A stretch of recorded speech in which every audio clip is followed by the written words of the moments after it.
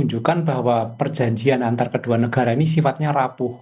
Jadi ketika ada pihak yang memprovokasi, maka mereka dengan cepat akan melakukan perang lagi. Ini menunjukkan bahwa sebenarnya perjanjiannya rapuh. Nah, kita lihat juga di faktor lain bahwa untuk mewujudkan perdamaian di Timur Tengah, termasuk di Iran, di Selat Hormuz, itu tidak cukup perjanjian itu hanya dilakukan oleh Iran dan Amerika saja. Di situ ada pihak-pihak lain yang terlibat, memprovokasi atau terlibat di dalam perang yang berkaitan dengan situasi tersebut, seperti Israel, kemudian dengan Lebanon.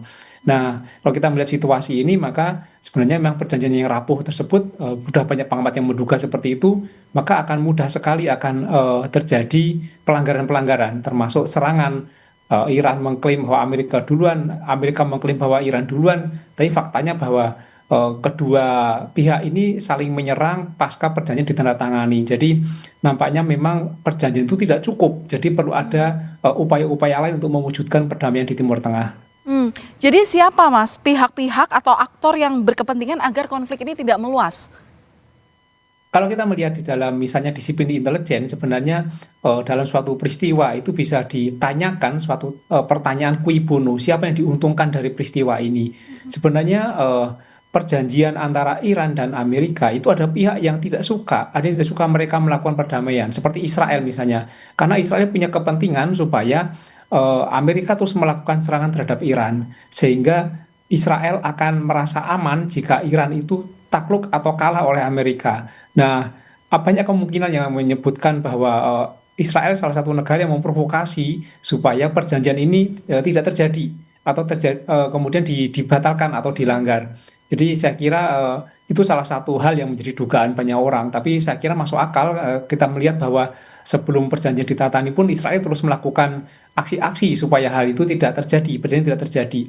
Jadi ketika mewujudkan perdamaian di Timur Tengah, maka Israel, Lebanon, Amerika, Iran itu harus duduk bersama dan mendatangani perjanjian, tidak hanya Iran dan Amerika saja. Tapi kelihatannya penandatanganan perjanjian ini tidak semulus yang kita kira, Mas Tanis. Apakah perlu ada peran dari negara teluk, kemudian kekuatan Eropa, atau justru tekanan ekonomi yang sebenarnya yang bisa berperan paling banyak untuk kemudian menghentikan serangan aksi saling balas ini?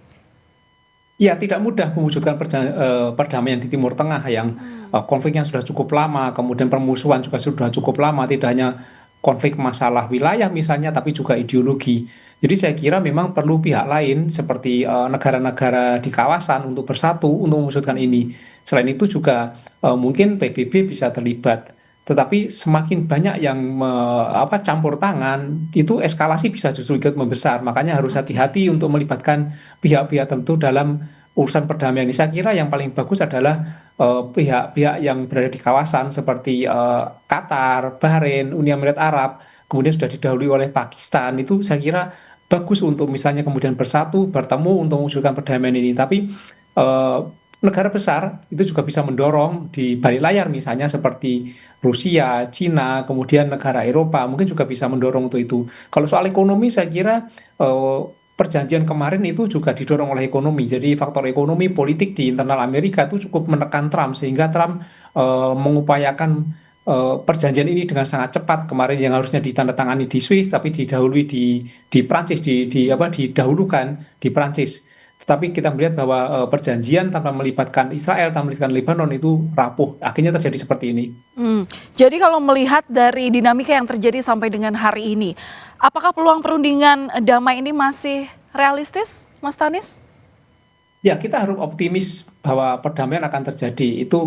Itu adalah komitmen harusnya semua pihak untuk mewujudkan perdamaian. Jadi arah kita harus sana. Kita tidak bisa memihak Amerika, memihak Israel, atau memihak pihak yang berperang. Jadi kita harus mendorong bahwa semua pihak yang di kawasan, misalnya pihak negara-negara Timur Tengah itu untuk bersatu. Saya kira ketika mereka mau bersatu, bertemu, perdamaian bisa terwujud. Kuncinya adalah mau bertemu. Kalau kita melihat bahwa perjanjian antara Amerika dan Iran itu tidak didahului dengan pertemuan. Mereka menandatangani secara digital di tempat yang berbeda. Jadi saya kira kuncinya adalah pertemuan ketika pihak-pihak yang berperan ini bertemu, kemudian ada penengah. Saya kira perdamaian meskipun agak lambat itu pasti bisa terwujud.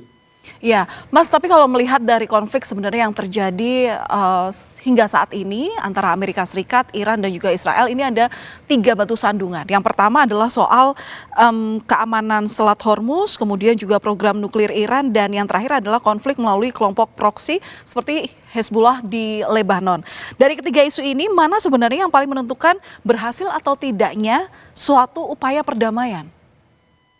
Ya, poros-poros perlawanan memang sangat menentukan ya, karena mereka memang melakukan perlawanan-perlawanan terhadap pihak-pihak yang menjadi musuh mereka, dan ini cukup cukup cukup menjadi dinamika yang penting di Timur Tengah seperti Hizbullah, kemudian Houthi dan lain-lain, seperti di Palestina juga ada Hamas. Tapi isu lain seperti Hormuz ini kan juga menjadi pertanyaan besar, apakah memang sebenarnya ini hanya dimanfaatkan oleh Iran untuk menjadi sistem baru, kemudian mereka mendapatkan keuntungan, atau memang ini sebenarnya adalah secara tiba-tiba muncul karena memang ini menjadi senjata Iran untuk mewujudkan keinginannya itu. Dan hal lain seperti nuklir misalnya.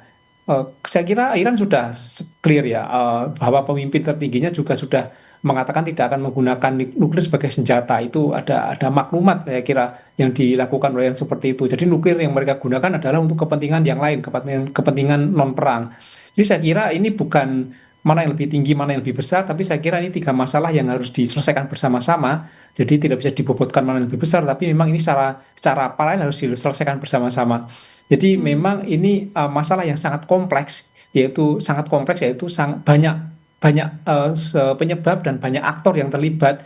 Jadi tidak mungkin selesai dalam sekejap. Jadi perlu bantuan banyak pihak, terutama untuk duduk dan berunding, bertemu. Ini saya kira menjadi kunci awal perundingan. Selama mereka tidak bertemu, hanya menandatangani secara digital dari jarak jauh, saya kira perjanjian itu sangat rapuh. Mas Tanis, tapi kalau melihat dari model serangan dari kedua negara, menurut Anda serangan yang saat ini terjadi itu kedua negara saling menunjukkan kekuatan mereka atau memang keduanya ini sudah menunjukkan bahwa mereka siap perang dalam jangka waktu yang panjang? Ya, saya kira ini belum serius ya, belum serius. Maksudnya memang perang untuk menghancurkan tidak. Kita meyakini bahwa Amerika punya kekuatan besar untuk rudal, kemudian pesawat tempur.